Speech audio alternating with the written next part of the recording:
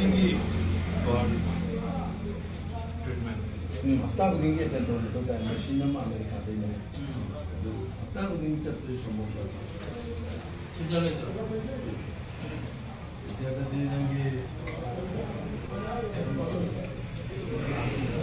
3 আজকে 1 ডিসেম্বর তারিখে আমরা নুরুল উলুম মাদ্রাসা তারাপুরে আমরা সমবেত হয়েছি।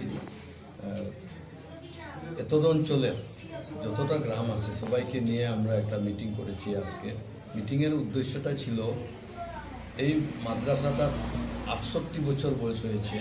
এখানে বহুত বুজুর্গ আলিম উলমা এই মাদ্রাসাতে কাজ করে গেছেন।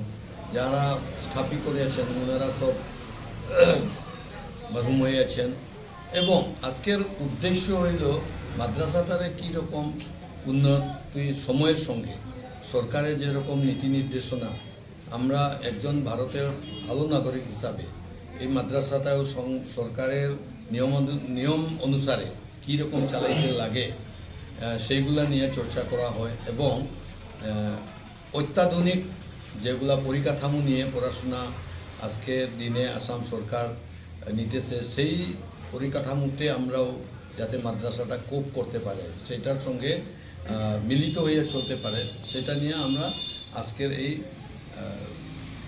মিটিংয়ে চর্চা করা হয় এবং সবারও একই উদ্দেশ্য মাদ্রাসাটার উত্তরোত্তর উন্নতি হোক এবং বহুত পুরানা মাদ্রাসা হিসাবে এই অঞ্চলের একমাত্র বাসকান্দি মাদ্রাসার পরে একমাত্র বাসকান্দি দারুল উলুম মাদ্রাসার পরে একমাত্র মাদ্রাসা।